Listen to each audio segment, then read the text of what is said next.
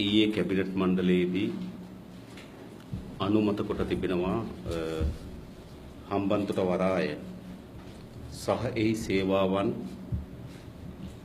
චීනය වෙත පැවරීම සඳහා වූ ගිවිසුම මාගාව තිබෙන ඒ ගිවිසුමට අනුව හම්බන්තොට වරායේ සහයි කටයුතු අවුරුදු 99ක් දක්වා චීන සමාගම් වෙත පැවරීම තමයි මේ ආරමුණ බවට පත් වෙලා තිබෙන්නේ. චීන මර්චන්ට් සමාගම වෙත. අපි දන්නවා මෙම හම්බන්තොට වරාය ඉදිකිරීම වෙනුවෙන් ඩොලර් මිලියන 1380ක ණය මුදලක් ගත්තා.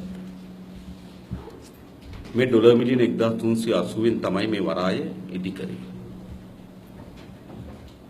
ඒ වරාය ඉදිකිරීම වෙනුවෙන් අක්කර 400කට ආසන්න භූමි ප්‍රමාණයක් යට කරලා තිබෙනවා. එහෙනම් මේ ඉදි කරන්න ගියපු මුදල ඒකට මෙම අක්කර 400ත් ඇතුළත් වී සිටිනවා. ඒ විතරක් නෙවෙයි. මෙම ගිවිසුම අනුව වරාය ආශ්‍රිතව තවත් හෙක්ටයාර් 1150ක් එගෙන අක්කර 2990ක භූමියක් එම සමාගම වෙත පවරනවා. ඒ වගේම හම්බන්තොට වරාය හා බැඳුණු සේවාවන් සියල්ලම අවුරුදු 99කට එම සමාගම වෙත පවරනවා. මේ සියල්ල වරායට යටත් කරන ලද භූමිය ඊට අමතරව දෙන ලද අක්කර 2990 ඒ වගේම වරායේ බිස්නස් එක සහ ඉදිකරන ලද වියදම සහ වරාය මේ ඔක්කොම ඇස්තමේන්තු කරලා තිබෙන්නේ ඩොලර් මිලියන 1400ක. ඉදිකිරීම සඳහා විතරක්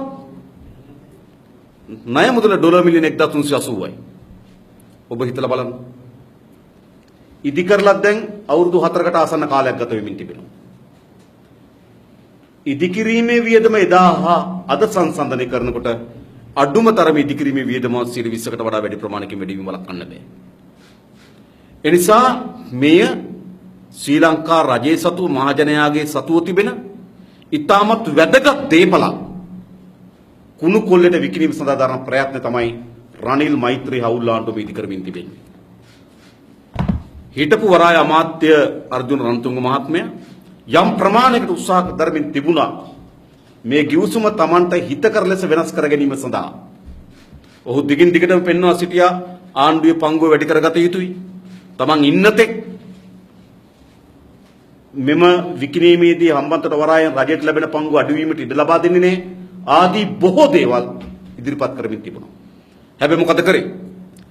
මෛත්‍රී රනිල් එකතු වෙලා එම අමාත්‍යවරයා ඉවත් කොට මහින්ද සමරසිංහ නව අමාත්‍යවරයා පත් කරගෙන ලැබුවේ මෙම ගිවිසුම අත්සන් කිරීම වෙනුවෙන්. දැන් මොකද කරන්නේ? මෙහි 탁සේරුව ඩොලර් මිලියන 1400යි.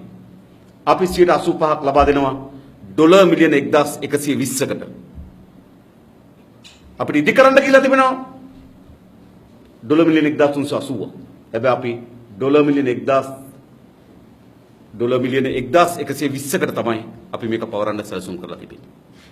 මේ පැවරීමේදී හම්බන්තොට වරායේ සියලු කාර්ය අප විශ්වාස කරනවා හම්බන්තොට වරායේ දියුණු කළ හැකි වඩාත් වැදගත්ම ක්ෂේත්‍රය තමයි නැව්තෙල් අංශය බංකරින් සර්විස්. තෙල් සංස්ථාව සතුව තමයි කොළඹ නැව්තෙල් අංශය තිබුණේ. 2003 වසරේදී එවකට විදුලි බල බලශක්ති ඇමති කරු ජයසූරිය අගමැති රනිල් වික්‍රමසිංහගේ මෙහෙවීම හරහා එදා තෙල් සංස්ථාව සතුව තිබුණු නැව්තෙල් අංශය මැරයින් සර්විස් කළ සමාගම පිහිටවලා ජෝන් කීල්ස් මුදලාලිට කුණු කොල්ලට වික්කා. මෙම තමයි එදා අපේ රටේ මැරයින් සර්විස් එකට සිදු කරේ. අනතුරුවේදී එම වෘත්තීය සමිතිය මහජනතාව ශ්‍රේෂ්ඨාධිකරණය කියලා නඩු දැම්මා මෙම නැව්තෙල් අංශය විකිණීම වැරදි කියලා. ශ්‍රේෂ්ඨාධිකරණයේ තීරණයක් ලබා දුන්නා මෙම නැව්තෙල් අංශය නැවත රජයට පවර ගන්න ඕන කියලා. එතකොට වරාය ඇමති තෙල් සංකීර්ණ අයිති ඇමති හැටියට චමල් රාජපක්ෂ ජනාධිපතිට මහින්ද රාජපක්ෂ දෙන්න එකතු වෙලා නැවත මෙම නැව්තෙල් අංශය පෞද්ගලික අංශයට විකුණුවා. තෙල් සංස්ථාව සතුව තිබෙන වැදගත්ම ආදායම් ලබාගත හැකි ශේෂ්ත්‍රය තමයි නැව්තෙල් අංශය. ඒතර කොළඹ වරායේ නැව්වලට තෙල් ගැසීමේ අංශය එදා රනිල් කරු ඒකාබද්ධ විකුණා. ශ්‍රේෂ්ඨාධිකරණයේ ගත්තට පස්සේ යලි මහින්ද චමල් ඒකාබද්ධ එක විකුණලා දැම්මා. දැන් සිදු කරමින් තිබෙන කුමක්? හම්බන්තොට වරාය සතු තිබෙන වැදගත්ම ශේෂ්ත්‍රය තමයි මේ නැව්තෙල් අංශය. ආසන්න වශයෙන් හම්බන්තොට වරාය ආසන්නයෙන් දවසකට නැව් 200කට ආසන්න ප්‍රමාණයක් ගමනාගමනයේ යෙදෙනවා. ඒ නැව් 200න් නැව් 50කට අපිට තෙල් දාගත්තු තෙල් ගැහුවා. ආසන්න වශයෙන් අපේ තෙල් 20කින් 30කින් අඩු කරන්න පුළුවන් ජනතාවට ලබා දෙන තෙල්. මේක තමයි වැදගත්ම ශේෂ්ත්‍රය. දැන් මේ ගිවිසුමේ මොකද කරලා තිබෙන්නේ? මේ ගිවිසුමේ කරලා තිබෙන දේ තමයි හම්බන්තොට වරායේ කටයුතු පමණක් නෙවෙයි. වරායේ කන්ටේනර් බාන එක, කන්ටේනර් පටවන එක, ගබඩා පාසුකම් පමණක් නෙවෙයි. ඉතා පැහැදිලිව මෙම මේ 7 වෙනි කොටසේ සඳහන් කරලා තිබෙනවා ඔයිල්, ඒ කියන්නේ තෙල් ටැංකි, ඒ වගේම පිරිපහදු සහ ටර්මිනල් සියල්ල පවරන්නේ තෙල් සංස්ථාව. අයුස් මේ චීන සමාගමට. තෙල් ටැංකි දෙනවා. ඒ විතරක් නෙවෙයි. එතන පිරිපහදුවක් ඇති කරන්න ඉඩ දෙනවා. ටර්මිනල් මේ සියල්ල ලබා දෙනවා මෙම චීන සමාගම වෙනුවෙන්. ඊට පස්සේ මේක කියනවා ඒකේ 10 වෙනි එක කියනවා bunkering and bunkering facilities. ඉතින් bunkering සහ bunkering පහසුකම් සියල්ල මෙම සමාගම වෙත පවරනවා. නිසා රජයේ සතු තිබෙන තාමත් වැදගත් ආදායම් ලබාගත හැකි වැදගත්ම ශේෂ්ත්‍රය තමයි නැව්තෙල් අංශය. අන්නේ නැව්තෙල් අංශයත් අලෙවි කිරීම සඳහා තමයි මෙම ගිවිසුම සූදානම් කරලා තිබෙන්නේ. ඊයේ කැබිනට් මණ්ඩලය අත්සන් කරපු ගිවිසුම. එකගතාවයකට ආපු ගිවිසුම. ඒ විතරක් නෙවෙයි. අපිට අඩුම තරමේ මේ නැව්වල සේවාවන් සපයන්න පුළුවන්. වතුර, ආහාර, සානුකූල අවශ්‍යතාවයන්. ඒ සියල්ලත් කොළඹ වරාය අධිකාරියේ සේවාවන් ඔක්කොම වරාය විසින් වෙන කරන්නේ. සමහර ආයතන විසින්. දැන් මොකද කරලා තිබෙන්නේ? මේ සියල්ලත් විකුණන්න හදන්නේ. වතුර දෙන එක, ආහාර දෙන එක, තෙල් ගහන එක, අනිකුත් පහසුකම් මේ සියල්ල අලෙවි කිරීම සඳහා තමයි මේ ගිවිසුම සකස් කරලා තිබෙන්නේ. දැන් මොකද්ද රනිල් මෛත්‍රී හවුල්ලාණ්ඩුවේ සැලසුම වලට පත් වෙලා තිබෙන්නේ? ඊය හදිසියෙම කැබිනට් මණ්ඩලයට දැම්මා. කැබිනට් මණ්ඩලයට දාන බව කිසිදු මාධ්‍ය වාර්තාවක් ගියේ නැහැ. ගිවිසුම අවසන් කොට දැන් කැබිනට් මණ්ඩලයට දානවා කියලා. අන්නේ කැබිනට් මණ්ඩලයට දාන බව ඊට පෙර දිනේ තමයි රටේ ජනතාව යම් ප්‍රමාණයකට එහෙම් මෙහෙම් දැනගන්නේ. න්‍යාය පත්‍රය තිබුණේ නැහැ. අපි සතුව අපිට සාමාන්‍යයෙන් කැබිනට් මණ්ඩලේ න්‍යාය පත්‍රය ඇමතිවරුන්ට යන එකකින් කොපි එකකුත් අපිටත් එහෙම් මෙන් එනවා. අපි මේ න්‍යාය පත්‍රය බලන ඒකේ පෙළගස්සනවා. ඒ කැබිනට් මණ්ඩලේ සාකච්ඡාවට බඳුන් කරන පත්‍රිකා මොනවද කියලා. ඊයේ කැබිනට් මණ්ඩලයට මෙය කිසිසේත්ම සාකච්ඡාවට බඳුන් කරන ගිවිසුමක් ලෙස සඳහන් කරලා තිබුණේ නැහැ. ඒ නිසා ඊයේ කැබිනට් මණ්ඩලයට ඉදිරිපත් කරන තෙක් මේක වසන් කොට තමයි ඉදිරිපත් කළ අනුමැතිය ගත්තේ. අන්න ඒ නිසා තමයි අපේ රටේ පණිතෙල් සංස්ථාවේ වැඩ වර්ධනය පැන නැංගේ. පණිතෙල් සේවකයන් කියන්නේ මොකක්ද? ඔවුන් කියන්නේ ඔවුන්ගේ වැටුප් වැඩි කරන්න කියලා. ඔවුන් කියන්නේ ඔවුන්ගේ පර්මිට් එකක් දෙන්න කියලා. ඒව නෙවෙයි ඔවුන් ඉල්ලන්නේ මොකද්ද? අපේ රටේ ආර්ථිකයේ වැදගත්ම ශේෂ්ත්‍රයක් බලශක්ති ශේෂ්ත්‍රය. බලශක්ති ශේත්‍රයේ වැදගත්ම කොටසක් තමයි ඛනිජ තෙල්. එතකොට මේ ඛනිජ තෙල් ශේෂ්ත්‍රයේදී වැදගත් සේවාවන් කීපයක් තිබෙනවා. එකක් තමයි මොකද්ද? අපේ පිරිපහදුව. 1968 දැන් අවුරුදු 50කට කිට්ටු පිරිපහදුව හදලා. තාමත් නිසි ප්‍රතිසංස්කරණයට ලක් කරලා නැහැ. ඒ නිසා මේ පිරිපහදු බිඳවැටීමට ලක් වෙමින් තිබෙනවා. ඒ නිසා බොරතෙල් ගෙනල්ලා පිරිපහදු කරලා අලෙවි කරනවා වෙනුවට පිරිපහදු කරන ලද තෙල් ගෙන්වීම නිසා ජනතාවට වැඩි බරක් දරන්න සිද්ධ වී තිබෙනවා. ඒ නිසා තෙල් සංස්ථාව උත්සවයෙන් දැන් අවුරුදු 10ක් තිස්සේ කියනවා කරුණා කරලා මේ පිරිපහදුව නවීකරණය කරලා දෙන්න. ඒක ඉල්ලීම. දෙක අපේ රටේ වැදගත්ම ත්‍රිකෝණමල තෙල් ටැංකි සංකීර්ණ ඉන්දියාවට පැවරීම සඳහා කරන ප්‍රයත්න වෙනුවට එම තෙල් ටැංකි සංකීර්ණ උපයෝගී කරගෙන අපේ රටේ ආර්ථික සංවර්ධන උපයෝග කරගන්නේ කොහොමද කියන ඉල්ලීම. තුන්වෙනි සාධකය පැනනගේ මොකද්ද? තෙල් සංස්ථාවේ සාධාරණ ඉල්ලීමක් ඉල්ලන්නේ. හම්බන්තොට වරාය ගැන නෙවෙයි වුන් කතා කරන හම්බන්තොට වරායෙන් ඇති කරනු ලබන තෙල් නැව්වලට ගැසීමේ අංශය නැව් තෙල් අංශයවත් අඩුම තරමේ තෙල් සංස්ථාවට දෙන්න. මේ රටේ දීපලනේ, රටේ සම්පත්නේ, රටේ බිස්නස්නේ. තෙල් සංස්ථාවට සිද්ධ වෙලා තිබෙනවා නම් අරගල කරන්න, උද්ඝෝෂණය කරන්න අපිට අපේ නැව් තෙල් අංශ ලබා දීපල්ලා කියලා. ආණ්ඩුවක් ඉන්නේ ඒකට. ජනාධිපති කෙනෙක්, අගමැති කෙනෙක්, විශේෂ අමාත්‍යවරයෙක් ඉන්නේ මොකටද? ඒ අදාළ ශේස්ත්‍රයන් පිළිබඳ සැලකිල්ලක් කරලා ඒ ශේස්ත්‍රයන්ගේ ප්‍රතිලාභ ජනතාවට ලබා දීම සඳහාම ශේස්ත්‍රයන් මේවීම තමයි ජනාධිපතිවරයාගේ, අගමැතිවරයාගේ කැබිනට් මණ්ඩලයේ වගකීම. ඒ නිසා උන් හැසිරිය යුතු තිබෙන්නේ කොහොමද? හම්බන්තොට නැව් තෙල් අංශ ශ්‍රී ලංකා රජය සතු තබා ගැනීම පිළිබඳ තමයි උන් අවධානය යොමු කරන්න ඕන. හැබැයි උන් අවධානය යොමු කරලා තිබෙන කුමක් සඳහාද? එය චීන සමාගමකට පැවරීම වෙනුවෙන් අවුරුදු 99කට මත තබා ගන්න. අවුරුදු 99ක් ගියාට පස්සේ වාහන තෙල් වලින් දුවයිද දන්නෙත් නෑ. 99ක පස්සේ එනකොට නේද වාහන තෙල් වලින්ම දුවයිද? මීට කලින් අවුරුදු 99කට කලින් වාහන තෙල් වලින් තිබුණේ නෑ. තව අවුරුදු 9ක මොනවා වෙයි? 99ක මොනවා වෙයි? වරායවල් මේ විදියට මොන වෙයිද? භාණ්ඩ ප්‍රමාණය ලෝකේ කොහොම සිද්ධ වෙයි? දැන් අවුරුදු 99ක් කියලා කියන්නේ එතෙන් සිට මේ වරාය අපිට වැඩක් නැති වරායක් බවට පත් වෙනවා. කවුද ඉන්නේ 99ක? දීපු රනිලුත් නෑ, ගත්තු චීනත් නෑ. මේ කතා කරන අපිත් නෑ. මතක තබා ගන්න. එනිසා මේ දේපල විකිණීමේ සැලැස්මේ කූට ප්‍රාප්තිය තමයි රනිල් මෛත්‍රී හවුල් ආණ්ඩුව දියත් කරලා තිබෙන්නේ. ඒ වෙනුවෙන් තමයි මේ කැබිනට් සංශෝධන ඇති කරේ. මහින්ද සමරසිංහ මොකද මහින්ද සමරසිංහට මෛත්‍රීපාල සිරිසේන මහත්මයා ගාව තියෙන ලැබදියාව වැඩි. එයි. ඔව් ඡන්දෙන් පරාද වුණා. මන්ත්‍රී දුරේ දුන්නේ මහින්ද රාජපක්ෂගේ ජාතික ලැයිස්තුවේ කණ්ඩායම අයින් කරලා තමයි මහින්ද සමරසිංහට ජාතික ලැයිස්තුවේ මන්ත්‍රී දුරේ දුන්නේ. ඒ නිසා මහින්ද සමරසිංහ මෛත්‍රීපාල සිරිසේන කෙරෙහි තිබෙන ලෙන්ගතභාවයේ බැඳීම වැඩි. ඒ නිසා Tamanට ඕන විදිහට නටවන්න පුළුවන් විදිහට තමයි මේ අමාත්‍යවරයා ගොඩනගාගත්තේ. ඒ නිසා තමයි අමාත්‍යවරයාගේ පළමු පියවර බවට පත්වලා තිබෙන්නේ මේ විනාශකාරී ගිවිසුම ඉදිරිපත් කිරීම. දැන් සැලසුම් කරලා තිබෙන්නේ මොකද්ද? අද මේක අපි කෑ ගහලා පාර්ලිමේන්තුවට ඉදිරිපත් කරා. සිකුරාදා පාර්ලිමේන්තු විවාදයක් තිබෙනවා. හැබැයි පාර්ලිමේන්තු විවාදය කියන්නේ මොකද්ද? මේකට කැමතිද නැද්ද කියලා අහන්නේ නැහැ හොඳේ. ඒක කල්තැබීමේ විවාදයක්. ඡන්ද විමසීමක් නැහැ.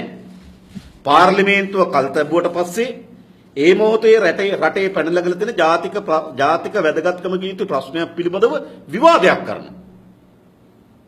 දැන් රනිල් වික්‍රමසිංහ ලොකු පාරම්පරයක් කරනවා. අපි ප්‍රජාතන්ත්‍රවාදය අනුව මේක පාර්ලිමේන්තුවට ඉදිරිපත් කළා විවාද කරනවා. නෑ පාර්ලිමේන්තුව මේකේ කැමතිද නැද්ද කියලා විමසීමකට ලක් කරන්නේ. පාර්ලිමේන්තුව හුදු විවාදයක් විතරයි. ඒතො සිකුරාදා විවාද කරලා මොකද කියන්නේ? සෙනසුරාදා අත්සන් කරනවා. සෙනසුරාදා අත්සන් කරන සිකුරාදා විවාදයක් මොකද? විවාද යනවා රෑ 7:00 වෙනකම්. ඒතො රෑ 12ට ගිහිල්ලාද විවාද කරුණු මේකට ඇතුල් කරන්නේ. අපි පිළිගන්න ඕන දේ විවාද මොනවද කියන කල්පනා. සිකුරාදා රෑ 7:00 වෙනකම් විවාද ගිහිල්ලා සෙනසුරාදා අත්සන් කරනවා. ඒතො විවාදයේදී සාකච්ඡාවට බඳුන් වෙන කරුණු මේක විසුණු ඇතුල් වේවිද? කිසිවක් නැහැ. ඒ නිසා පාර්ලිමේන්තුවේ මේක ඉදිරිපත් කළා යයි කියලා මතයක් ගොඩනැගීම විතරයි මේකේ අරමුණ බවට පත් වෙලා තිබෙන්නේ. ඒ නිසා අද තෙල් සංස්ථාවේ වැඩ වර්ජනය නිසා මේ රටේ ආර්ථිකයටත් පොදු ජනතාවත් විශාල දුෂ්කරතාවයට පත් වෙලා තිබෙනවා. හැබැයි මේ දුෂ්කරතාවයට වග කියන්න ඕන තෙල් සංස්ථාවේ නිලධාරීන් සහ ඒ සේවක සේවිකාවන් නෙවෙයි. තෙල් සංස්ථාව ඉතා සාධාරණ ඉල්ලීමක් කරන්නේ. නැව් වලට තෙල් ගැහිමේ බලය හම්බන්තොටින් අපිට ලබා දෙන්න. ඒ වෙනුවට ඒක චීන සමාගමට පැවරීම සඳහා තමයි මේ ආණ්ඩුව කටයුතු කරමින් තිබෙන්නේ. ඒ නිසා අද තෙල් සංස්ථාවේ වැඩ වර්ජනය හරහා මේ රටේ ජනතාව පීඩාවට පත් වෙලා තිබෙනවා. ආර්ථිකයට බලපෑමක් ඇති වෙලා තිබෙනවා. ඒ මුළු වගකීමම රනිල් මෛත්‍රී හවුල් ආණ්ඩුව බාර ගන්න ඕනකම තිබෙනවා. මොකද මේ ආණ්ඩුව බලයට ගෙනකොට මේ රටේ ජනතාව අපේක්ෂා කරාද හම්බන්තොට වරාය විකුණන්න කියන්නේ? මේ රටේ ජනතාව අපේක්ෂා කරාද නැව් වලට තෙල් ගැහිමේ අංශේ? මොකද නැව් ටැංකි ටික ගාගෙන. අදත් හම්බන්තොට වරාය හදලා තියෙන ටැංකි 4යි ති වරාය අධිකාරියට. චීන හදපු ටැංකි නෙමෙයි. වරාය අධිකාරියෙන් හදපු ටැංකි. ශ්‍රී ලංකා රජයට අයිති ටැංකි. රනිල් වික්‍රමසිංහ පාර්ලිමේන්තුවේ කියනවා නෑ තෙල් සංස්ථාවට අයිතියක් නෑ මේක ගැන කතා කරන්න තෙල් ටැංකිය අයිති වරාය අධිකාරියට. අපි හව වරාය අධිකාරිය අයිතිකාරයි. වරාය අධිකාරියට අයිති ආණ්ඩුවට තෙල් සංස්ථාවට අයිති ආණ්ඩුවට. වරාය ඇමතිත් ඉන්නවා කැබිනට් මණ්ඩලෙ තෙල් ඇමතිත් ඉන්නවා කැබිනට් මණ්ඩලෙ. එනිසා මේ තෙල් සංස්ථාවට අයිති නැතිද? මේ රටට අයිති ටැංකි. ශ්‍රී ලංකා රජයේ වරාය අධිකාරිය විසින් හදන ලද ටැංකි. ඒ ටැංකි ටික තමයි චීන සමාගමට විකුණන්න සැලසුම් කරලා තිබෙන්නේ. ඒ නිසා මෙය අපේ රටේ ආර්ථිකයේ අද නැව් වලට තෙල් ගහලා පමණක් නෙවෙයි අනාගතයේ දශක ගණනාවක් නැව් වලට තෙල් ගැසීම හරහා රටේ ආර්ථිකයට ලබාගත විශාල ප්‍රතිලාභයක් තමයි මේ සැලසුම් කරලා තිබෙන්නේ අලෙවි කරන්න චීන සමාගමට. ඊයේ කැබිනට් මණ්ඩලයේදී මේ මුළු ගිවිසුමම කිසිදු සංශෝධනයකින් තොරව ගිවිසුමටම එකඟතාවය පළ කරලා තිබෙනවා. මේ ඇමතිවරු ඔක්කොම. ජනාධිපතිවරයා අන්තිමේදී කියලා තියෙනවා පාර්ලිමේන්තුවේ විවාද කරාට පස්සේ පාර්ලිමේන්තුවේ නේද යෝජනා සැලකිලි ලක්කොට මේක හදමු කියලා.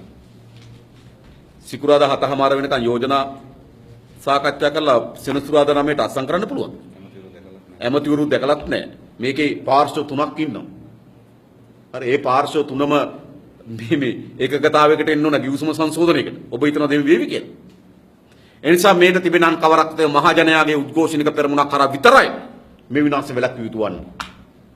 එනිසා තෙල් සංස්ථාවේ මේ අරගල දියත් කළ තියෙන අරගලේ එක කඩාකප්පල් කිරීම සඳහා ආණ්ඩුව විශේෂ මෙහෙයුමක් දියත් කළා තිබෙනවා. හමුදාව මැදිහත් කරා. හමුදාව මැදිහත් කිරීමෙන් පෙන්눔 කරන්නේ ආණ්ඩුව අසාර්ථකයි කියන එක. හමුදාව ආණ්ඩුව අසාර්ථක වීමේ ලක්ෂණයක් හමුදාව මැදිහත් කරා. සහ මේ තෙල් මේ තෙල් ගබඩාවල තෙල් බවුසරයකට යවන්නේ නිකම් මේ අපි අර මල් පෝච්චියෙන් පැලයකට වතුර දානවා වගේ නෙවෙයි කියලා තේරුම් ගන්න කියන්නේ. ඒකේ බටන් දෙකක් මාරු වුණොත් තෙල් මිශ්‍ර වෙනවා. බටන් දෙකක් මාරු වුණොත් එක වර්ගයක් වෙනකොට වෙන වර්ගයක් තෙල් යන්නේ. එතන තියෙනවා තාක්ෂණික කාර්යයක්. ඒ තාක්ෂණික කාර්යය හමුදාවට කරන්න බෑ. සමහර තෙල් මිශ්‍ර වුණොත් ගිනි ගැනීම වලට බව ලක්වීම අනතුරක් තිබෙනවා. එවැනි කිසිදු සැලකිල්ලක් නොකොට හමුදාව මැදිහත් කරලා ඒ සේවකයන් පළවැහැරලා දැන් තොරතුරු තිබෙන ආරංචි අනුව වෘත්ති සමිති නායකයන් පොලිසිය දාලා පැහැරගෙන ගිහිල්ලා 14 දිනක් මොකක් වෙනින්ද මේ සියල්ල කරමින් තිබෙන්නේ රටේ ජාතික සම්පත් සමාගම් මත පැවරීම සඳහා රනිල් මෛත්‍රී හවුල් ආණ්ඩුව තිබෙන වමනාව තමයි මේ පෙන්눔 කරමින් තිබෙන්නේ. ඒ නිසා මේට එරෙහිව සිකුරාදා දිනේ හම්බන්තොට අපේ විශාල උද්ඝෝෂණ ව්‍යාපාරයක් අපි ලෑස්ති කරලා තිබෙනවා. ඒ වගේම වරායේ සහතික වශයෙන්ම වරායේ සේවක එකමුතුව විශාල සාකච්ඡාවක් ගෙන යමින් තිබෙනවා. සිකුරාදා ඒ සඳහා ගත යුතු ක්‍රියාමාර්ග පිළිබඳව අපි විශ්වාස කරනවා. අපි වරායේ වෘත්ති සමිති නියුස් සහෝදරයෝ ඉන්නවා. අපි විශ්වාස කරනවා වරායේ සේවක එකමුතුව ප්‍රබල උද්ඝෝෂණික ව්‍යාපාරයක් විරෝධතා දැක්වීමක් සිකුරාදා කරන බවට. ඔගේ තෙල් සංස්ථාව විසින් ආරම්භ කරලා තිබෙනවා උද්ඝෝෂණ ව්‍යාපාරය. එනිසා මේ කිසිවෙක් හොඳින් තේරුම් ගත යුතු මේ කිසිදු රාජ්‍ය සේවකෙක් වරාය වේවා තෙල් සංස්ථාව වේවා කිසිවෙක් තමන්ගේ පෞද්ගලික යමක් උපයා ගැනීම වෙනුවෙන් කරන අරගලයක් නෙවෙයි මේ. රටට ජාතික සම්පත් ආරක්ෂා කර ගැනීම සඳහා කරන අරගලයක් සටනක් මේ මැදිහත් වෙලා තිබෙනවා. නිසා අපි විශේෂයෙන්ම අපි දන්නවා ජනතාව මේ දුෂ්කරතාවයට පත් වෙලා තිබෙනවා. ජනතාව යම් දුෂ්කරතාවයකට පත් වෙලා තිබෙන බව අපි දන්නවා. හැබැයි ජනතාව එම දුෂ්කරතාවයට පත්වීම පිළිබඳ කිසිසේත්ම වග කියන්න ඕනේ නැහැ මෙම සංස්ථාවේ හෝ වරාය නිලධාරී සේවක මහත්මයා. ඇයි කඩිමුඩියේ ඊයේ දාලා සිකුරාදා මොකද තිබුණේ? සිකුරාදා පාර්ලිමේන්තුවේ තිබුණ ශෝක යෝජනා සාකච්ඡා කරන්න. ඊයේ හදිසි පක්ෂ නායක රැස්වීමක් ඇඳවලා සිකුරාදා විවාද ගන්නවා කියලා මේක. ඊයේ වෙනකන් සිකුරාදා විවාද ගන්නෙත් නෑ. ඊයේ වෙනකන් සිකුරාදා පාර්ලිමේන්තුවේ පැවැත්වෙන තිබුණු විවාදේ තමයි ශෝක යෝජනා. අර මියගිපි മന്ത്രിවරු 4 දෙනෙක් පිළිබඳ ශෝක යෝජනා ප්‍රකාශ කරන්න තිබුණේ. දැන් ඇත්තටම മന്ത്രിවරුන්ගේ ශෝක යෝජනා පැත්තක තියලා රටේම ශෝක යෝජනාව සාකච්ඡා කිරීමට තමයි සිකුරාදා සිද්ධ වෙලා තිබෙන්නේ පාර්ලිමේන්තුවේදී. ඒ නිසා මාධ්‍යවේදීන් හැටියට ඔබගෙනුත් මේ රටේ පුරවැසියුනුත් ඉල්ලා හිටින්න. රටට අතිශය විනාශකාරී.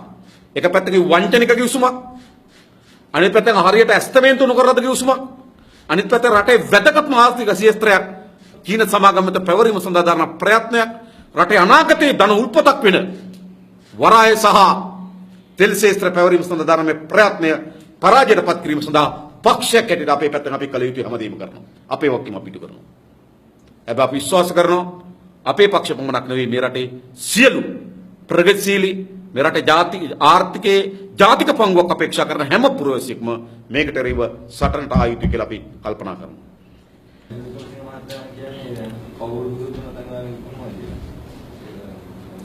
රනිල් වික්‍රමසිංහ මහත්මයා කවුරු විරුද්ධ වුණත් කරන්න ගිහපු වැඩ ගොඩක් තිබුණා. 2003ත් අපිට මතකයි. අන්තිමට එතුමා සිද්ධ වුණේ ගෙදරට වෙලා ඉන්න. ඉතින් එතුමා ඉතා වේගයෙන් ඔහුගේ අග්‍රාමාත්‍ය පුටුව වෙනුවට ගෙදර පුටුව තෝරා ගැනීම සඳහා දරන ප්‍රයත්නය තමයි මේ ඉක්මන් කරමින් තිබෙන්නේ. නැවතත් කියන්නේ මේ අලෙවි කරන්නේ රනිල් වික්‍රමසිංහ මහතාගේ පරම්පරාවේ දීපල නෙවෙයි. අපේ මුතුන් මිත්තන් ආරක්ෂා කරන ලද අපේ අනාගත පරම්පරාවේ ආර්ථිකයේ ශක්තිමත් වීමෙන් තිබෙන ජනතා දීපල විකිණීම සඳහා තමයි මේ ප්‍රයත්න දරලා තිබෙන්නේ. ඒ නිසා මේ පරාද කළ යුතුයි.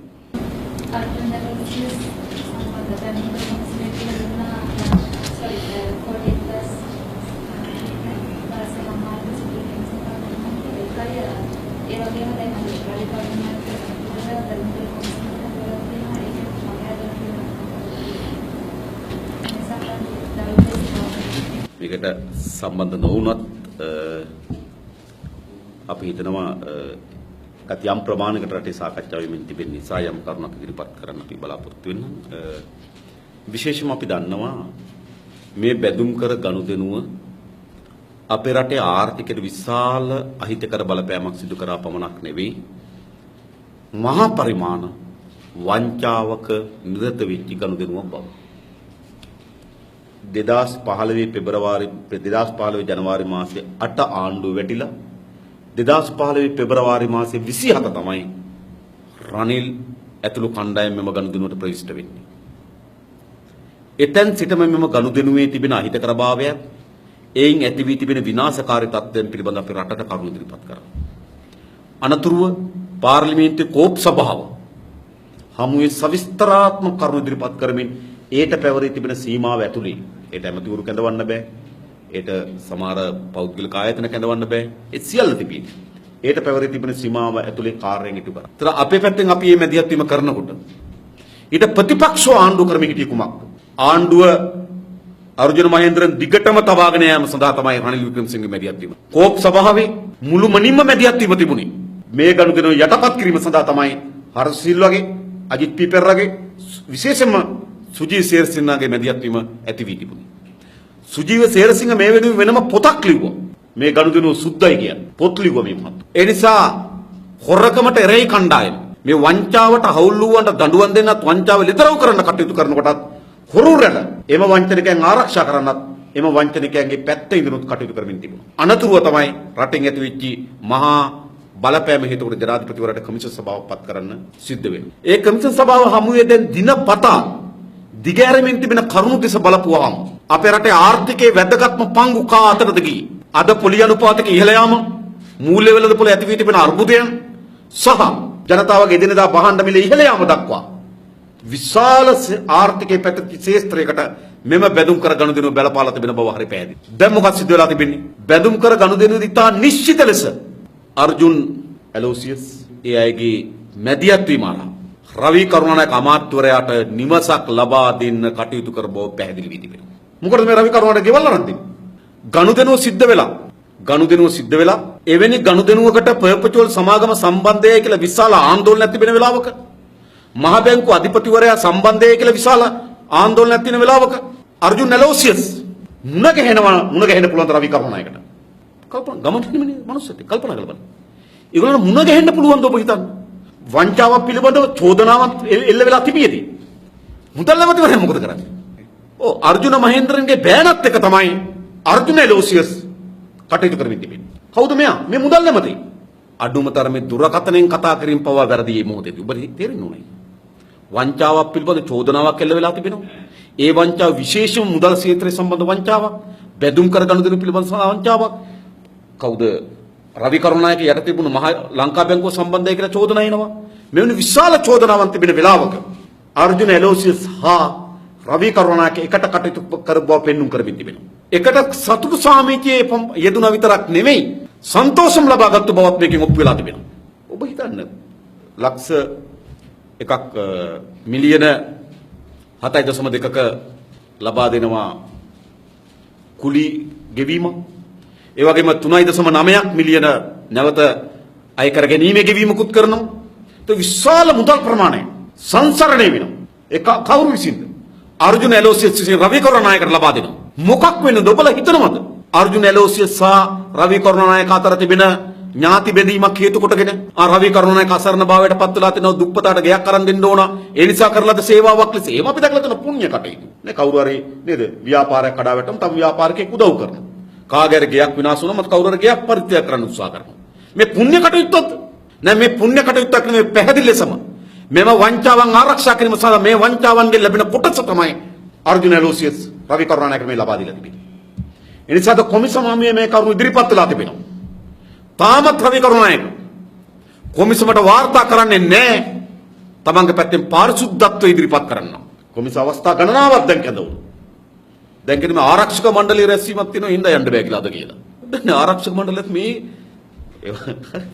ආරක්ෂක මණ්ඩල රැස්වීම ප්‍රශ්නයක් වෙන රවි කරුණානායක නැතුව ඇතර මම අද තමයි දැනගත්තේ මේ රවි කරුණානායකත් එක තමයි මේ ආරක්ෂක මණ්ඩල රැස් වෙන්නේ කියලා දැනගන්න ඕනේ නැති කෙනෙක් දැනගන්න ගොඩක් ඒවා විදේශ සමිතියේ තමයි සහභාගී වෙන එක වෙනම දෙයක් මම කියන්නේ හරිද ඒතර දැන් මේ මොකද්ද කරන්නේ හරිනම් රවි කරුණානායක මොකද්ද කරන්න ඕනකම තිබෙන්නේ Tamante එරෙහිව බරපතල චෝදනාවක් කොමිසම් සභාවක් අම නැගිලා තිබියදී Taman දින ඉල්ලගෙන ගිහිල්ලා කරුණු ඉදිරිපත් කරනවා ඇයි මේ ඈතට දින ගන්නේ වසන් කිරීම සඳහා යටපත් කිරීම සඳහා තොරතුරු හොයනවා ඒ වංචාවෙන් ගැලවීම සඳහා තර්ක කොට නගනවා වංචාවට අහුල් නැත්නම් දැන් ඉන්න කෙනෙකුට දැන් යන්න පුළුවන් වංචාවට අහුල් නැත්නම් හැබැයි වංචාවකට අහුල් වූ කෙනෙකුට තමයි එන්න කියන මොහොතේදී යන්න බැරි වෙන්නේ මොකද වංචාව වසා ගැනීම සඳහා තර්ක ඕන වංචාව වසා ගැනීම සඳහා ලිපිගුණ ඕන වංචාවකට අහුල් නොවුණු කෙනෙකුට එන්න කිව්වොත් ගිල කියන්න පුළුවන් ඒ නිසා මේ කමිෂන් සභාව මගහැරීමෙන් පෙන්වුම් කරන්නේ රවි කරුණානායක මේ සඳහා තිබෙන මැදිහත් වීම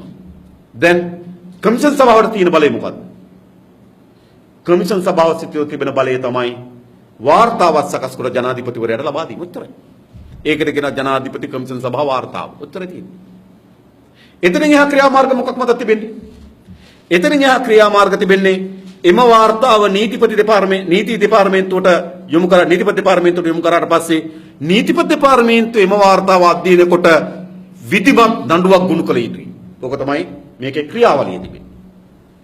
එහෙනම් දැන් අනිවාර්ය ලෙස දඬුවම් ලබා දීම සඳහා ක්‍රියාවලියක් වෙනුවෙන් මෙය නීතිපති දෙපාර්තමේන්තුවට යොමු කර විධිමත් පන්නේ නඩුවක් ගනු කළ යුතුව තිබෙනවා. නීතිපති දෙපාර්තමේන්තුව මොකක්ද? නීතිපති දෙපාර්තමේන්තුව රජයේ නීති අංශය.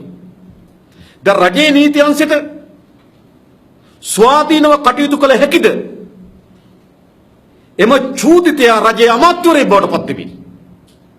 මොකද ඇමතිවරයාගේ නීතිඥයා වෙන්නේ හරියට ගත්තොත් ඇමතිවරයාගේ වගකීමට අදාළ නීතිඥයා වෙන්නේ නීතිපති දෙපාර්තමේන්තුව. ඒ නිසා කැබිනට් අමාත්‍ය ධූරයක් ඔබවමින් රජයේ නීති අංශය වන නීතිපති දෙපාර්තමේන්තුවේ කිසිසේත්ම සාධාරණ නඩුවක් ගුණ කර ගැනීමට ඉඩකඩ අඩු වෙනවා අවම වෙනවා. ඒ නිසා කල යුත්තේ කුමක්? කල යුතු වන්නේ ආණ්ඩු ක්‍රියාවලිය. ඔහු മന്ത്രി ධූරය ගැන නෙමෙයි මම කියන්නේ.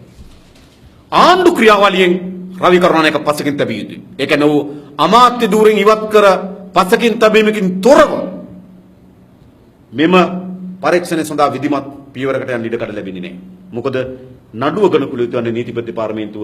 නීතිපති දෙපාර්තමේන්තුව කියන්නේ රජයේ නීති අංශය. රජය කියන්නේ කැබිනට් මණ්ඩලයේ කොටසක්.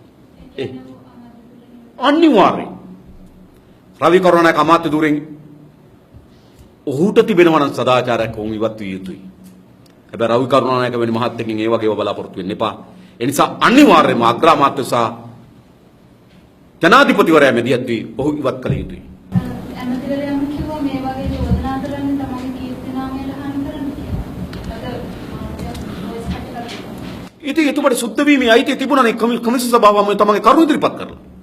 කමිෂන් සභාව මගහැරීමේදී ඉතාමත් පැහැදිලි ලෙස ඔහු නිවසක් මිලදී ගන්න තිබෙන බව ඇත්ත. ඔහු එම නිවසේම කාලයක් කුලියට හිටපු බව ඇත්ත. ඒ කුලියට මුදල් ගෙවන ලද අර්ජුන ඇලෝසියස්ගේ සමාගම් බව ඇත්ත. ඒවත් සංගවිච්ච කරුණු නෙවෙයි. දැන් මොකද්ද මේ රවි කරුණානායක බලාපොරොත්තු වෙන කීර්තිනාමය? හොරෙකුට හොරකම් කිරීමේ කීර්තිනාමය අරුණකොට රවි කරුණානායකට හොරෙක් ලෙස තියෙන කීර්තිනාමය අරුණකොට වෙන කිසිවක් ඉතුරු වෙන්නේ නැහැ. ඉතුරු වෙලක් නැහැ. උන්ට රැක ගන්න. ඒ නිසා ඔහු ඉවත් කොට විප්ලව පරීක්ෂණ සිදු කළ යුතුයි. විශාල ණයබරක් අපේ රටට තිබුණා. ඒ ණයබර මේ වෙනකොට මේ ආණ්ඩුව පහළ මට්ටමට ගිහින් තියෙනවා. අම්මන්තර වරාය කතා කරනවා කියලා කියනවා. ඒ උපාය මාර්ගයේ යනකොට කිසිම දැන් පළවෙනි ප්‍රශ්නේ තමයි ණය බර අඩු කරලා තිබෙනවා නම් අවුරුදු දෙකක් ඇතුළත අඩු කරලා තිබෙනවා නම් මේකත් විකුණන්න නැතුව අඩු කරන්න පුළුවන්. ආණ්ඩුවම කියන තර්කයක්. මේ ණය බල පිළිබඳ ප්‍රශ්නයක් නෙවෙයි. මත තබගන්න. මේ තියෙන්නේ මේ නිශ්චිත මොහොතේ මතුවලා තිබෙන ආර්ථිකයේ අර්බුදයක් තිබෙනවා. දිගු කාලීන ප්‍රශ්න නෙවෙයි මේගොල්ලෝ කල්පනා කරන්නේ. ඩොලරයට සාපේක්ෂව රුපියල කඩා වැටෙමින් තිබෙනවා. කොටස් වෙළඳ පොලේ අර්බුදයක් මතුවී තිබෙනවා. ඒගොල්ලෝ අපේක්ෂා කරන ලද ආයෝජනයන් ඒගොල්ලෝ ගෙනින්න අසමත් වෙලා තිබෙනවා. ඒගොල්ලෝ අපේක්ෂා කරන ලද විදේශ මුදල් ලංකාවට ගෙනීමට අසමත් වෙලා තිබෙනවා. ඒ නිසා ආණ්ඩුවට මේ අර්බුදයෙන් ගොඩ යන්න එකපාර මුදල් කුට්ටියක් ඕන වෙලා තිබෙනවා. අන්නේ මුදල් කුට්ටිය තමයි ඩොලර් මිලියන 1120ක් හැටියට බහණ්ඩාගාරයට ගන්න හදන්නේ. මේ දිගු කාලන ආර්ථික උපාය මාර්ගයක් හෝ දිගු කාලන ණය අර්බුදයෙන් ගොඩේම සඳහා දරන ප්‍රයත්නක ප්‍රතිඵලයක් හෝ නෙවෙයි. මේ නිශ්චිත මොහොතේ ආණ්ඩුව මුහුණ දී තිබෙන විදේශ මුදල් හිගවීමට තමන් සතුව තියෙන දීපලක් විකුණා දැමීමක් මේ තිබෙන්නේ. ඒ නිසා මහින්ද සමරසිංහ හෝ රනිල් වික්‍රමසිංහ හෝ මෛත්‍රීපාල සිරිසේන හෝ මේ අර්ථකථනය කරන්න හදනවා නම් මේ ආර්ථික උපාය මාර්ගික කොටසක් ලෙස පට්ටපල් බොරුව. මේ මොහොතේ ඇති වී තිබෙන අර්බුදයට විකුණා ගැනීම සඳහා කරන ප්‍රයත්න. ගෙවල් වල තිබෙන්නේ එක වෙලාවක් එනවා මුකුත්ම කරගන්න බැරි වෙලාව. ඒ වෙලාවට ඉඩමක් විකුණලා දාන. අන්නේ જાති එකක් මේක. ඉඩම කළමනාකරණය කරලා සංවර්ධනය කරලා ආර්ථික උපාය මාර්ග කරලා ඉඩම උඩ එනවද කියලා සැලකිල්ලක් කරනට වඩා අක්‍රේ විකුණලා දාන. ඒ වගේ විකුණා එදිනෙදා දැන් මුහුණ දී තිබෙන විදේශ විනිමය අර්බුදයට උත්තර දීම තමයි මේක. මොකද ඒගොල්ලෝ කල්පනා කරනවා ඩොලර් මිලියන 1120ක් එකපාරේ එනවා. මොකද මේක දුන්න හැටියෙම චීනගේ කොටසට ගෙවනවනේ ඩොලර් මිලියන 1120ක්. ඔන්න 1120 ලබා ගන්න තමයි. රනිල් වික්‍රමසිංහ කොයි වෙලාවෙ බැලුවත් කියන්නේ මේක දීපු හැටි එනවා ඩොලර්. එතකොට මේක අඩු වෙයි. ඒක රස්ස ඇති වෙයි වගේ මේක ගැන හීනමම වෙන්නේ. ඔය ඩොලර් මිලියන 1120 වෙන්නේ මොකද්ද කියලා හොයාගන්න බැරි වෙයි. දවස් දෙක තුනක් යනකොට බලන්න. බුදුමානගේ වේදිකාවල විදිහට කතා කරනවා නැවතෙලා වැඩක් නැහැ අම්මන්තට. මොකද මේ දකින්න වරාය වල දෙල්ලන් කිව්ව නැවුවට නැහැ. නෑ ඒක හරි. ඒ කියන්නේ ඉස්සර තමයි නැව් වරායට ඇවිල්ලා තෙල් ගහන්නේ. දැන් මුහුදු මාර්ගයට ගිහිල්ලා තමයි තෙල් ගහන්නේ. ඒ නිසා තමයි මෙතන අපිට අවශ්‍ය වෙන්නේ. ඒ කියන්නේ දකින්න වරායේ නැව් නතර කර තෙල් ගහ යන්නේ නෑ. ඒක හරි. හැබැයි දැන් ගොඩාක් නැව් වලට තෙල් ගහන්නේ මුහුද මැද. එහෙනම් අපේ බංකරින් සර්විස් එක අපේ තෙල් ටැංකිය උපයෝග කරගෙන අපේ බංකරින් සර්විස් එක එතෙන්ට ගෙනියන්න ඕන. ඒ එතෙන්ටයි අපි දිනු කරන්න ඕනේ. ඒක තමයි මේ දෙන්නේ. මොකද තෙල් නැතුව නැවුදුවන්නේ නැහනේ. ඔව්. තෙල් නැතුව නැවුදුවන්නේ නැහනේ. එහෙනම් තෙල් අවශ්‍යයි. හැබැයි වෙනදා වගේ නෙවෙයි. වෙනදාට වඩා නැව් ගමනාගමනේ කාර්යක්ෂම කරලා තිබෙනවා. ඒ කාර්යක්ෂම කිරීම වෙනුවෙන් වෙනදාට වඩා තෙල් ගැහිීමේ ක්‍රමවේදයන්ගේ වෙනසක් ඇති වෙලා තිබෙනවා. ඒ සඳහා අත්‍යවශ්‍යයි වරාය ආසන්නයේ මේ පැවතීම. ඒ අත්‍යවශ්‍ය සාධකයි. ඒ නිසා අපිට හිතුණා කියලා ආයෙ ගිල උණ වටුන හරියේ තෙල් ටැංකිය ගහලා ගහන්න බෑ. හරිද? ඔව් ගබඩා පාසුකම් තියෙනවා වරායක් තියෙනවා ආසන්නයේ නැව් මාර්ගයක් තියෙනවා මේ ඔක්කොම සාධක බැලුවට පස්සේ වඩාත් යෝග්‍ය තැන අපි මීට කලිනුත් කිව්වා. හම්බන්තොට වරාය ඉදිකිරීමට පෙර 2004 චන්ද්‍රිකාගේ කැබිනට් 2004 චන්ද්‍රිකා මැතිණිය ඉදිරිපත් කරපු කැබිනට් පත්‍රිකාව තමයි මේ සේවා ස්ථානයකට වර්ධනය කරන්නේ. හම්බන්තොට වරාය අපිට ප්‍රමුඛතම අධ්‍යයන බවට පත් වෙන්න තිබුණේ සේවාවන් සැපීම මධ්‍යස්ථානය. ඒක තමයි තාම හොඳම තැන මේක. කොහොම වුණත් අග්‍රාමාත්‍යවරයා ප්‍රජාතන්ත්‍රවාදීව මේ ඉදිරිපත් කරලා ඔහු කියනවා පාර්ලිමේන්තුවට ඉදිරිපත් කරනවා සිල්වාද විවාදයක් එනවා සෙනසුරාද ගහනවා අස්සර. දැන් ඔබතුමා කෝ ඒක ප්‍රජාතන්ත්‍රවාදී නෑ වගේ කියන්නේ. මේ ඔබතුමායි අගමැතිතුමායි ප්‍රජාතන්ත්‍රවාද දෙකක් තියෙන වගේ උගයන් පොතක මේ අගමැතිතුමාගේ ප්‍රජාතන්ත්‍රවාදය මොකක්ද ජනතාවට මුළු ගමනක් වෙන්නේ. අගමැතිගේ ප්‍රජාතන්ත්‍රවාදී බලා ගන්න පුළුවන් එදා ශිෂ්‍යුන් පැහැර ගන්න දරපු උත්සාහයේදී. අද වෘත්ති සමිති නායකයන් අත්අඩංගුවට අරන් තියෙන ප්‍රමාණයේදී. ඒ නිසා අග්‍රාමාත්‍යවරයාගෙන් අපි ලොකු ප්‍රජාතන්ත්‍රවාදය පිළිබඳ ක්‍රියාකාරකම් බලාපොරොත්තු වෙන්නේ නැහැ. ඇති වෙනකම් වචන නම් බලාපොරොත්තු වෙනවා. අප කියන්නේ මේ පවරන්න හදන්නේ කුමක්ද? මේක රනිල්ගේ හෝ මෛත්‍රීගේ හෝ මහින්ද සමරසිංහගේ හෝ පුද්ගලික දේපලක් නෙවෙයි. මේ රටේ දේපලක් රටේ අනාගත ආර්ථිකය. එය අලෙවි කිරීමේදී ඒ පිළිබඳ පොදු ජනතාවට පුළුල් සාකච්ඡාවක් ඇති කළ යුතු තිබෙනවා. ඒක තමයි ප්‍රජාතන්ත්‍රවාදය. දැන් මේක ජනතාව අතට කවදාවත් ගිහින් තියනවද? මම හිතන්නේ ඔබ එක මාධ්‍යයකටත් මේක සම්පූර්ණ පළ කරන්න පුළුවන් වේවි කියලා. ජනතාවට මේක තාමත් තියෙන ඉංග්‍රීසි පිටපත විතරයි මතක තබගන්න. තාම සිංහල පිටපතක්වත් නැහැ. හරිද? තාමත් ඉදිරිපත් කළා තියෙන ඉංග්‍රීසි පිටපතක් විතරයි. ඒ ඉංග්‍රීසි පිටපතක් ඉදිරිපත් කරලා අද පාර්ලිමේන්තුවට සිකුරාදා සාකච්ඡාවට බඳුන් කරලා සෙනසුරාදා අත්සන් කරනවා. එතුමාට කියනකොට මේ පාර්ලිමේන්තුවට කියන එක තමයි ප්‍රජාතන්ත්‍රවාදී නම් එතුමාගේ පැත්තෙන් හරි. අපි කියන්නේ පාර්ලිමේන්තුවට කියන එක විතරක් නෙවෙයි. පාර්ලිමේන්තුවේ විධිමත් විවාදය, ඒ විවාදයේ දින අදහස් යෝජනා, අ විවාදයේ බහුතරයක් ආවොත් යෝජනා මේක අත්සන් කරන එක වැරදි කියලා. හැබැයි ඒ සෙනසුරාදා අත්සන් කරලා දින දාගෙන.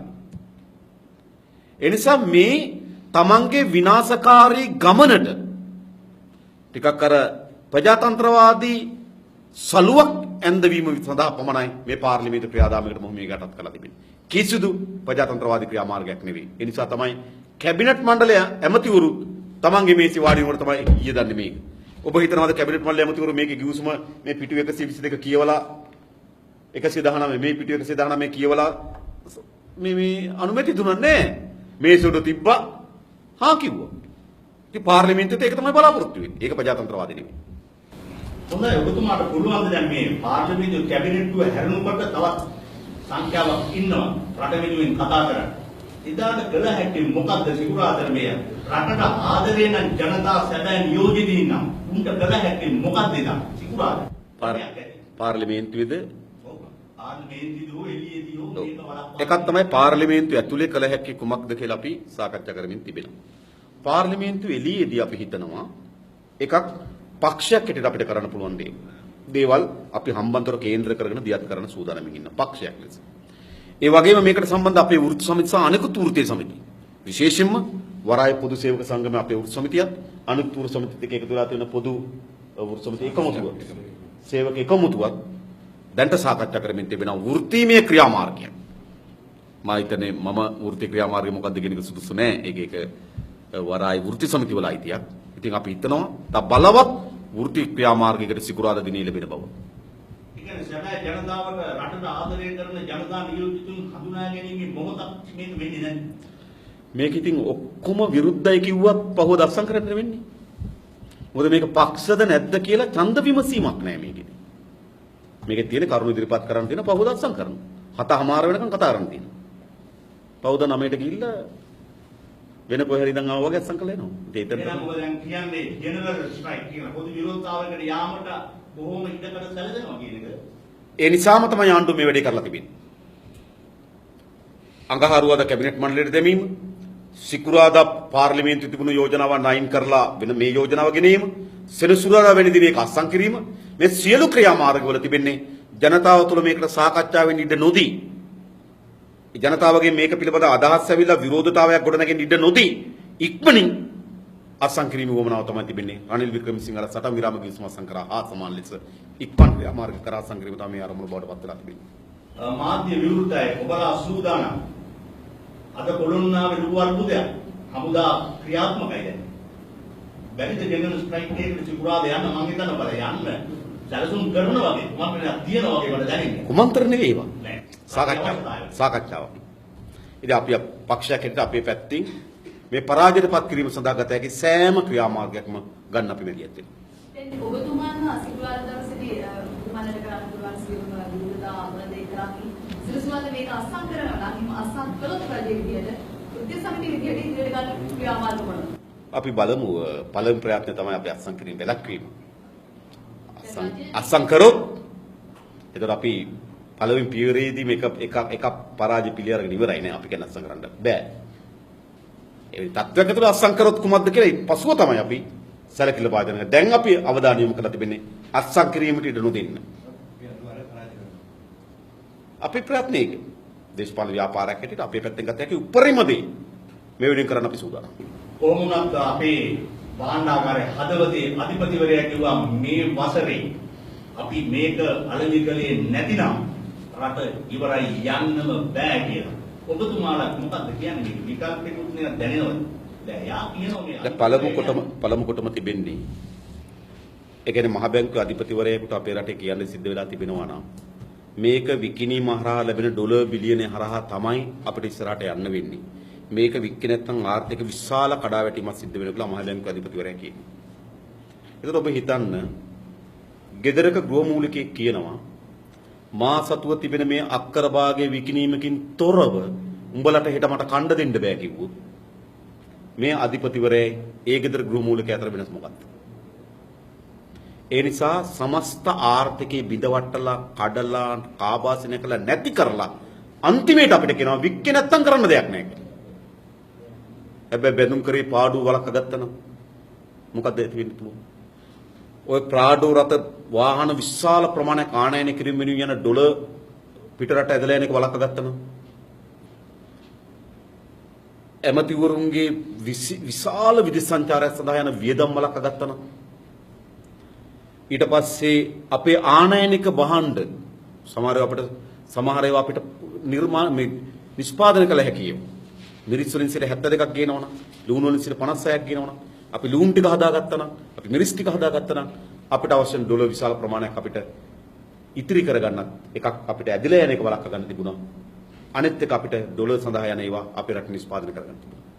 ඒ කිසිදු ආර්ථිකයක් නැතුව නේද? බීලා නාස්ති කරලා සූදු කෙලලා නේද? කරන්න පුළුවන් නේද?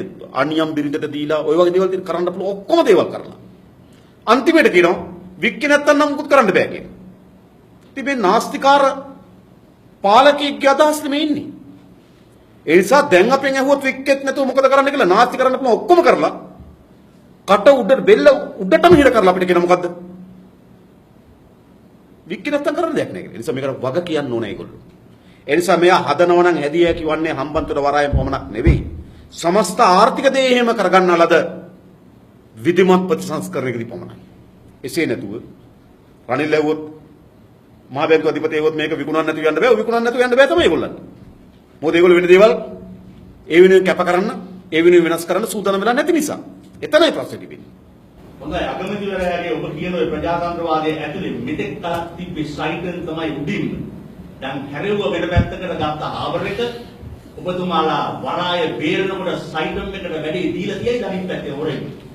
අපි පක්ෂයක් හැටියට රටේ මතුවෙන සෑම ප්‍රශ්නයක්ම ඒ ප්‍රශ්නයේ තියෙන විනාශකාරී බවට සාපේක්ෂව අපි අපේ සටන් දියත් කරලා තිබෙනවා.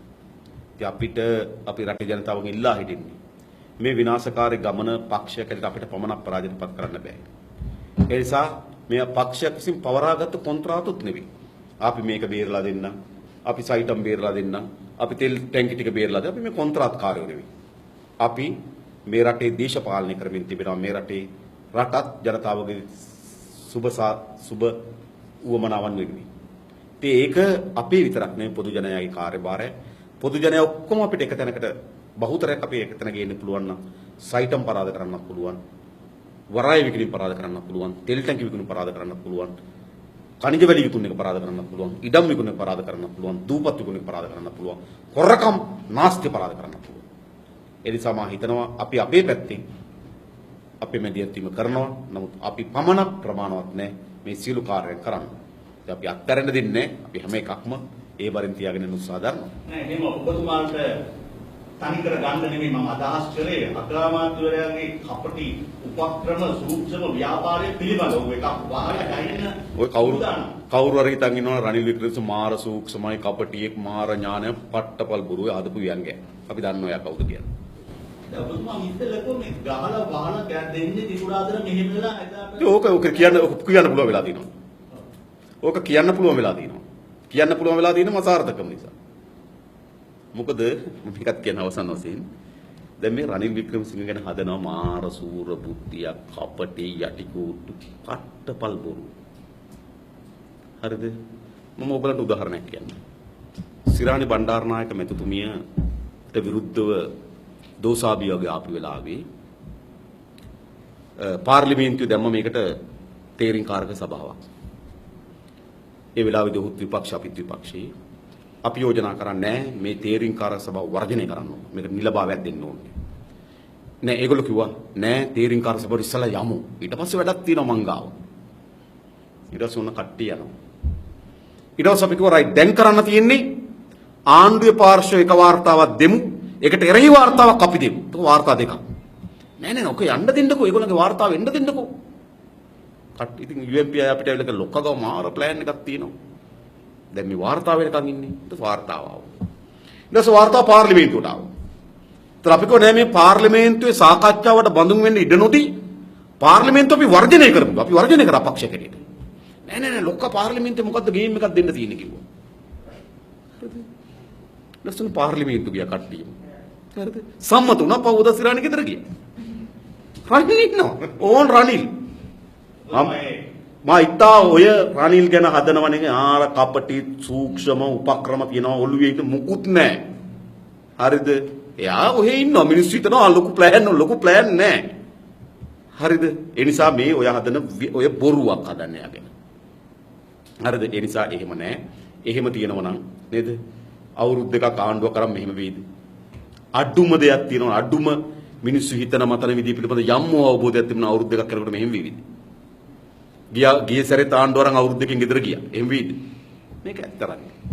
ඒක ඔබතුමා මේ සඳහන් කරන්නේ දැන් නෑ ඒකත් නෑ මේකත් නෑ කියලා නෑ කිව්වෝ. ඔබතුමා කියන්නේ ඔළුවක් තිබුණාට මොලේ නෑ මොලේ තිබුණත් ස්නායු වැඩ නෑ එතුමාගේ කියලා ඔබතුමා කියන්නේ. මම කියන්නේ ඉතින් එතුමා ගැන හදනවනේ මේ ලොකු චිත්‍රයක් නේද මාර වැඩ. එහෙම නෑ අපි දන්නවා. ස්නායු නෑ.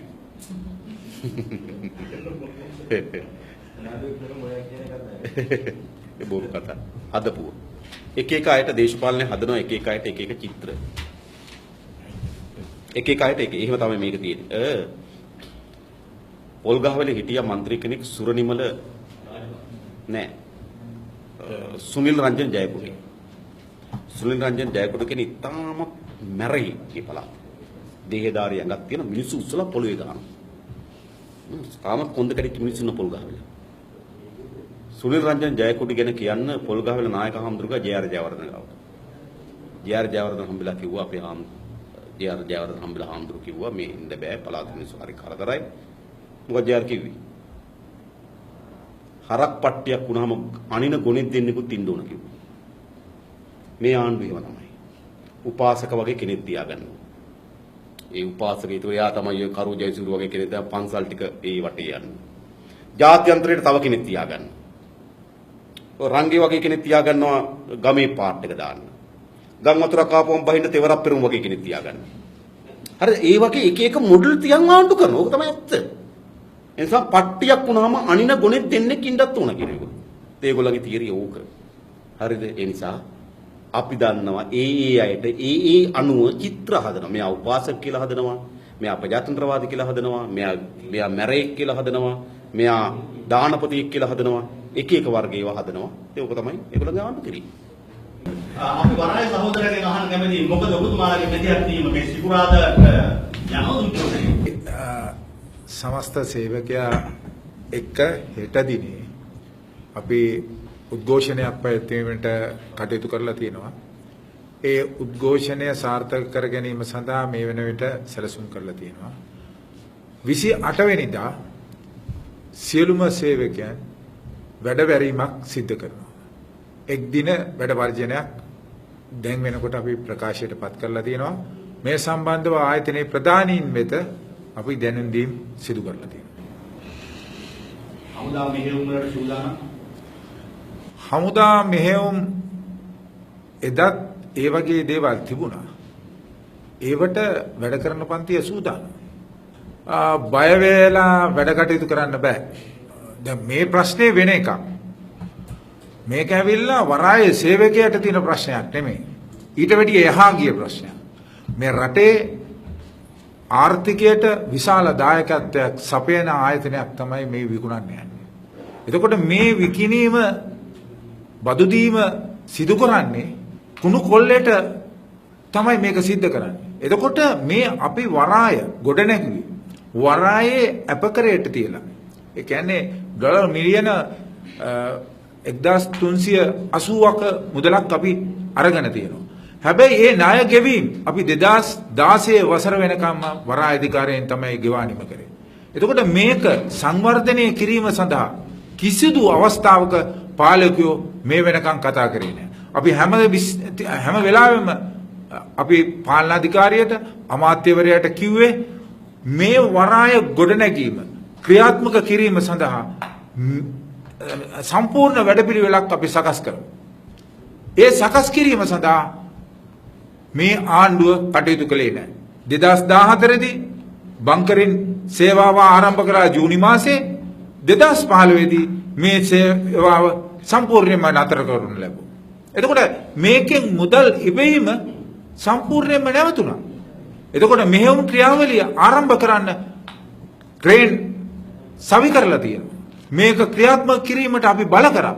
හැබැයි මේක විකිණීමේ ක්‍රියාවලිය දක්වා තමයි ආණ්ඩුව සැලසුම් කරලා තිබුණේ. ඒ නිසා මේක පාඩු ලබන ආයතනයක් බවට පරිවර්තනය කිරීමේ උවමනාව තිබිච්ච නිසා තමයි දැන් ආණ්ඩුව මේ වැඩ කටයුත්ත සඳහා යොමු වෙලා තියෙන්නේ. අපි ආණ්ඩුවට කියනවා මේ විකුණන්නේ මේ රටේ ආර්ථික දේහේ විශාල පංගුවක්.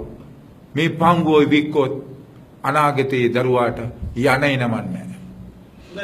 මේක ගත්තොත් ඇත්ත ගත්තොත් මේ ණය මුදල් අරන් තියෙන වරාය අධිකාරිය ආණ්ඩුව නෙමෙයි. මෙතෙක් කාලයක් වරාය අධිකාරිය ගෙවාගෙන ආවා. දැන් මේක වික්කට පස්සේ ලැබෙන සල්ලි ගන්න බාණ්ඩාගාරය. මිලියන 1120. අරගෙන අර ණය ගෙවාගෙන ඉන්නවා පස්සේ ණය ගෙවාගෙන මේකේ පැහැදිලි. ඒ කියන්නේ වරාය අධිකාරියට මෙතෙක් අර්බුදයක් ඇවිල්ලා තිබුණේ නැහැ මේ ණය ගෙවන්න. බාණ්ඩාගාරය නෙමෙයි ගෙවුවේ. ගිය අවුරුද්දෙත් ණය ගෙවලත් ලාභයි. ණය ගෙවලා වරාය අධිකාරිය ලාභයි. ඒතර වරාය අධිකාරිය සතුව මේ ණය ගෙවා ගැනීමේ හැකියාව තිබුණා. මොකද ආණ්ඩුවේ බාණ්ඩාගාරයෙන් ගියේ නැහැ. මහ බැංකුව අධිපතිවරයෙක් ගියේ නැහැ. හැබැයි මේගොල්ලෝ හදන්නේ වරාය අධිකාරිය ණයක් කරලා ගත්තු හදපු වරාය ඒකම පුනා සල්ලි ටික ගන්න බාණ්ඩාගාරයට. මේසකම තමයි. හොඳයි සහෝදරයා ඔබතුමාලා දැන් එක දවසකට සංකේත කරලා නාමිකව කරලා වැඩක් නැහැ. අවංකව මැදිහත් වෙනවා නම් හෙට සිට යන්න පුළුවන් සෙනසුරාදා අකණ්ඩව දැනෙන්න රජයට. ඒ වෙනකොට අනිත්‍යයක් එකතු වෙන්නේ. එහෙම උත්සාහයක් නැත්නම් බොරුවට අපි එකක් කළා වැඩක් නැහැ නේද? අපිට තියෙන්නේ 29 වෙනිදා තමයි මේ කිවිසුම අත්සන් කරන්නේ. එතකොට මේ සටන් කිරීම පිළිබඳ වෙනම මාදිලි තියෙනවා. අපිට 27 වෙනිදා උද්ඝෝෂණය කරලා ඒකේ බලපෑම පාලකයාට අපි දනවනවා. ඊට පස්සේ 28 වෙනිදා පාර්ලිමේන්තුවේ සාකච්ඡාවට භාජනය වෙනවා. ඒ වගේම වරායේ වර්ජනයක් දියත් කරනවා. එතකොට අපි පාර්ලිමේන්තුවේ සියලුම මහජන මන්ත්‍රීවරුන්ගෙන් ඉල්ලා සිටිනවා මේට විරුද්ධව කළ හැකි සෑම දෙයක්ම කරන්න කියලා. ඒ වගේම 28 වෙනිදා අපි සමස්ත සේවකයා වැඩ වරනවා. මේකට අහන්න නැත්තම් මේ කිවිසුම මේකට අහන්න නැතුව කිවිසුම අස්සම් කරොත් ඉන්පස්සේ අපි මේ ක්‍රියාවලිය තවත් වෙනත් විදිහකින් මේ කිවිසුම් අහෝසි කිරීම සඳහා කටයුතු කරනවා. මේ ආණ්ඩු කිවිසුම් ගහලා වැඩ කටයුතු ක්‍රියාත්මක කරන්න සූදානම් වෙලා තියෙනවා. මේ කිවිසුම් අහෝසි කිරීම සඳහා මේ කිවිසුම් ඉරා දැමීම සඳහා මේ අපිට පුළුවන් වැඩ කරන පන්තියට පුළුවන්. ඒ නිසා අපි මේවට අපි සූදානම්.